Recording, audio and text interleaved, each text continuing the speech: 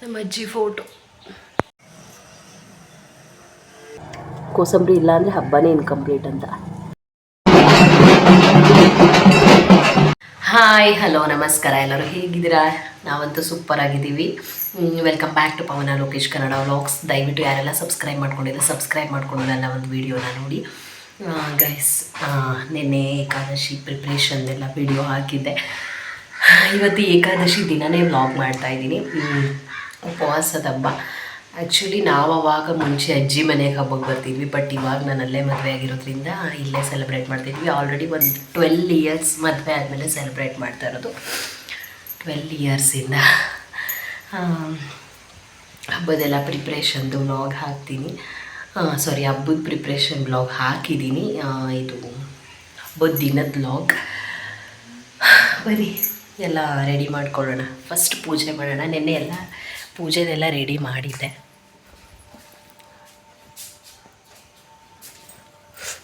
ಇದು ಆ್ಯಕ್ಚುಲಿ ನನ್ನ office wear dress guys. Full ಕಾಣುತ್ತೋ ಇಲ್ವೋ ಗೊತ್ತಿಲ್ಲ, ಬಟ್ ಸ್ವಲ್ಪ ಸ್ಟಿಚ್ ಹಾಕ್ಸಿದ್ದೀನಿ. ನಾನು ಆಫೀಸು ವೇರ್ ಮಾಡ್ತಾಯಿದ್ದ ಡ್ರೆಸ್ಸೇ. ಈ ಹಬ್ಬಕ್ಕೆಲ್ಲ ಹೊಸ ಬಟ್ಟೆ ಏನು ತಗೊಂಡಿಲ್ಲ, ಬಟ್ ಇತ್ತು ಹೊಸ ಬಟ್ಟೆ, ನಾನೇ ವೇರ್ ಮಾಡಿಲ್ಲ. ಅಡುಗೆ ಕೆಲಸ ಅದು ಇದು ಅಂತ ಮಾಡ್ತಾಯಿರ್ತೀನಿ, ಸುಮ್ಮನೆ ಬೇಡ ಅಂತ ಅಂದ್ಬಿಟ್ಟು ವೇರ್ ಮಾಡಲಿಲ್ಲ. ಆಲ್ಮೋಸ್ಟ್ ಹೆಣ್ಮಕ್ಳಿಗೆ ನೈಟಿ ಬೆಸ್ಟ್ ಅಲ್ವಾ? ಮನೆ ಕೆಲಸ ಏನಾದರೂ ಮಾಡಬೇಕಾದ್ರೆ ಬೆಸ್ಟ್ ಅನಿಸುತ್ತೆ. ಲೈಟ್ ಹಾಕಿಲ್ಲ ಕತ್ಲೆ. ನೆನ್ನೆನೇ ಪೂಜೆದ್ದು ಎಲ್ಲ ತೋರಿಸಿದ್ದೆ, ಇಲ್ಲಂತೂ ಅಷ್ಟು ಕ್ಲಾರಿಟಿ ಇಲ್ಲ.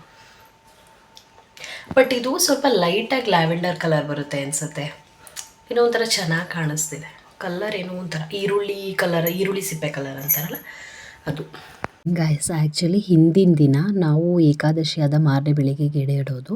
ಬಟ್ ಹಿಂದಿನ ದಿನ ನಾನು ಉಪವಾಸ ಇದ್ದೆ. ಏಕಾದಶಿಗೆ ಉಪವಾಸ ಇದ್ದಿದ್ದರಿಂದ ಉಪ್ಪಿಟ್ಟು ಮಾಡಿದ್ವಿ. ಮತ್ತು ದೇವ್ರ ಹತ್ರ ಕೊಟ್ಟು ಕಳ್ಸೋಕ್ಕೆ ಹಣ್ಣು ತುಪ್ಪ ಮಾಡಿದ್ದೆ. ಹಣ್ಣುಕಾಯಿ ಮತ್ತು ಹಣ್ಣು ತುಪ್ಪ ಕೊಟ್ಟು ಕಳಿಸ್ಬೇಕು, ಹಾಗಾಗಿ. ಮತ್ತು ಮಾರನೇ ಬೆಳಿಗ್ಗೆ ನಾನು ರಂಗೋಲಿ ಬಿಡಿಸಿದ್ದು ಗಾಯ್ಸ್. ಬಟ್ 1 ಅವರು ಇರಲಿಲ್ಲ ಅನಿಸುತ್ತೆ, ಮಳೆ ಬಂದು ಎಲ್ಲ ಹೊರ್ಟೋಯ್ತು. ಸಿಂಪಲಾಗಿ ಹಂಗೆ ಬಿಡಿಸಿದ್ದೆ. ಬಿಕಾಸ್ ನನ್ನ ಮಕ್ಕಳು ಬಿಡೋಲ್ಲ, ಸುಮ್ಮನೆ ಎಲ್ಲ ವೇಸ್ಟ್ ಆಗುತ್ತೆ, ರಂಗೋಲಿ ವೇಸ್ಟು, ಬಣ್ಣ ವೇಸ್ಟು. ಹಾಗಾಗಿ ಸಿಂಪಲಾಗಿ ಬಿಡಿಸಿದ್ದೆ.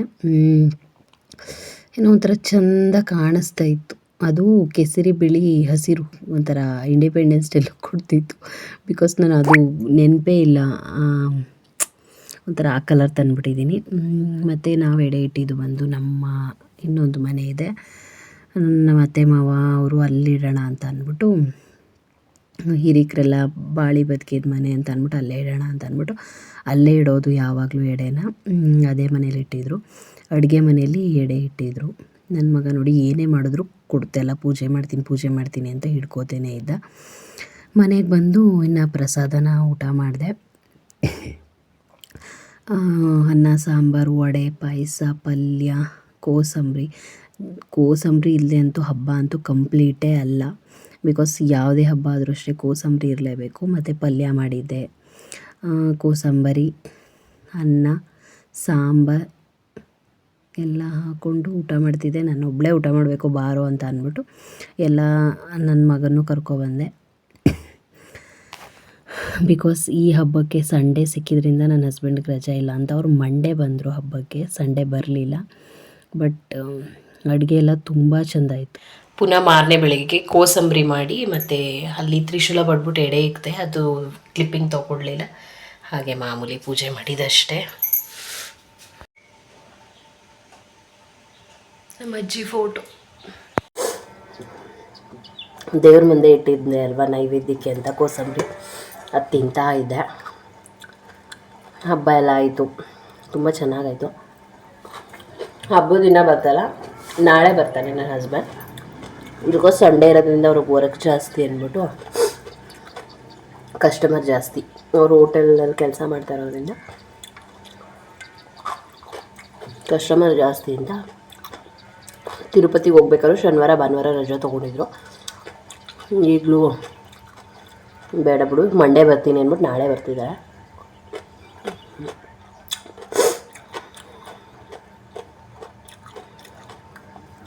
ನಾನು ನನ್ನ ಮಕ್ಕಳು 3 ಜನ ಹಬ್ಬ ಮಾಡಿದ್ದಾಯಿತು.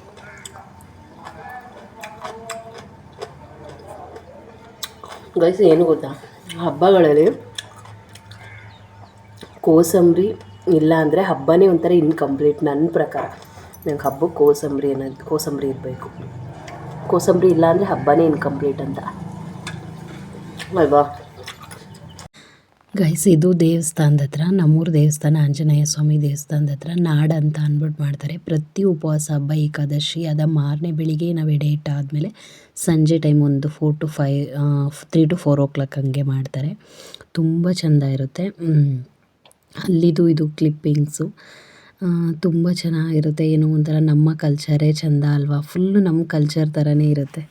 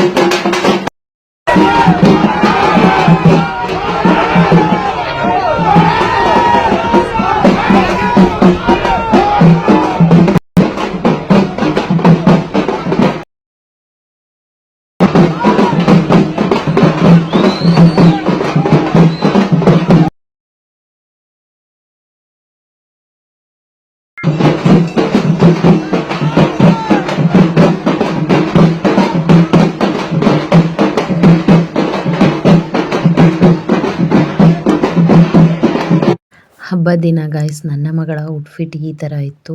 ಆ್ಯಕ್ಚುಲಿ ಅವಳಿಗೆ ಫ್ರಾಕ್ ಹಾಕೋದು ಅಂದರೆ ಒಂದು ಚೂರು ಇಷ್ಟ ಇಲ್ಲ. ಬಟ್ ನನ್ನ ಒತ್ತಾಯಕ್ಕೆ ಹಾಕೋತಾಳೆ ಅಷ್ಟೇ. ಹಿಂದಿನ ದಿನವೇ ಹೇಳ್ಬಿಟ್ಟಿದ್ದೆ ನಾಳೆ ಫ್ರಾಕೇ ಹಾಕೋಬೇಕು ಅಂತ ಕಂಡೀಷನ್ ಹಾಕಿದ್ದೆ. ಹಾಗಾಗಿ ಓಕೆ ಹಾಕೋತೀನಿ ಅಂತ ಅಂದ್ಬಿಟ್ಟು ಅವತ್ತೇನು ಹಠ ಮಾಡದೆ ಹಾಕಿಸ್ಕೊಂಡ್ಳು. ಬಟ್ ಒಂದು 3 hour 4 hour ಇಟ್ಕೊಂಡಿದ್ಲೇನೋ. ಆಮೇಲೆ ಪುನಃ ಚೇಂಜ್ ಮಾಡು ಅಂತ ಹಠ ಮಾಡಿ ಚೇಂಜ್ ಮಾಡಿ ಬೇರೆ ಬಟ್ಟೆ ಹಾಕಿದ್ರು. ಗೈಸ್ ಆ್ಯಕ್ಚುಲಿ ಹಬ್ಬ ಆದಮೇಲೆ ಉಳ್ದಿದ್ದು ಬೆಳೆದಿದ್ದನ್ನೆಲ್ಲ ಒಂದು ಚಿಕ್ಕ ಪಾತ್ರೆಗೆ ಹಾಕಿ ಬೇಯಿಸೋದಿದೆಯಲ್ಲ. ಹೋಗು ಮಗಳೇ, ಹೋಗ್ಬಿಟ್ಟು ಬರೋ, ಹಾಕು ಎಟ್ಕೋತಲ್ಲ. ಗೈಸ್ ಸಾಂಬಾರು ಬಿಸಿ ಮಾಡ್ತಿದ್ದೆ. ಆ್ಯಕ್ಚುಲಿ ಹಬ್ಬ ಆದಮೇಲೆ ಉಳ್ದಿದ್ದು ಬೆಳೆದಿದ್ದನ್ನೆಲ್ಲ ಒಂದು ಚಿಕ್ಕ ಪಾತ್ರೆಗೆ ಹಾಕ್ಬಿಟ್ಟು ಬಿಸಿ ಮಾಡೋದಿದೆಯಲ್ಲ, ಇಟ್ಸ್ ನಿಜವಾಗ್ಲೂ ಏನೋ ಒಂಥರ. ಅದರಲ್ಲೂ ಇದು ಗೊಜ್ಜು ಮಿಕ್ಕಿದ್ದು ಏನೋ ಒಂಥರ ಖುಷಿ. ಏನಕ್ಕೆ ಅಂತ ಅಂದರೆ ನಾಳೆವರೆಗೂ ಹಬ್ಬ ಅಡುಗೆ ಮಾಡೋಂಗಿಲ್ವಪ್ಪ, ಏನೋ ಒಂಥರ ಸಮಾಧಾನ. ಒಂದು ವಾರದಿಂದ ಎಷ್ಟೇ ಕಷ್ಟಪಟ್ಟು ಮಾಡಿದ್ರು ಹಬ್ಬದ ದಿನ ಸಂಜೆ ಆಗೋ ಖುಷಿ ಇದೆಯಲ್ಲ, ಹಬ್ಬ ಒಂದು ವಾರ ಅಂತಿದ್ದೀನಿ, ಹಬ್ಬ ಇನ್ನೊಂದು ದಿನ, ನಾಳೆ ಬೆಳಿಗ್ಗೆವರೆಗೂ ಅಡುಗೆ ಮಾಡೋ ಟೆನ್ಷನ್ ಇಲ್ಲ ಅಂತ ಆರಾಮಾಗಿರ್ತೀವಿ. ಓಕೆ ಗಾಯ್ಸ್, ಇಲ್ಲಿಗೆ ನನ್ನ ಒಂದು ವೀಡಿಯೋನ ಎಂಡ್ ಮಾಡ್ತಾ ಇದ್ದೀನಿ. ಯಾರೆಲ್ಲ ವೀಡಿಯೋ ನೋಡ್ತೀರಾ ದಯವಿಟ್ಟು ಸಬ್ಸ್ಕ್ರೈಬ್ ಮಾಡಿಕೊಂಡು ವೀಡಿಯೋನ ನೋಡಿ. ಯಾರಿಗೆಲ್ಲ ವೀಡಿಯೋ ಇಷ್ಟ ಆಯಿತು ಲೈಕ್ ಮಾಡಿ, ಕಮೆಂಟ್ ಮಾಡಿ, ಶೇರ್ ಮಾಡಿ. ದಯವಿಟ್ಟು ಸಬ್ಸ್ಕ್ರೈಬ್ ಮಾಡ್ಕೊಳ್ಳಿ. ಎಲ್ರಿಗೂ ಒಳ್ಳೆಯದಾಗಲಿ. Thank you so much.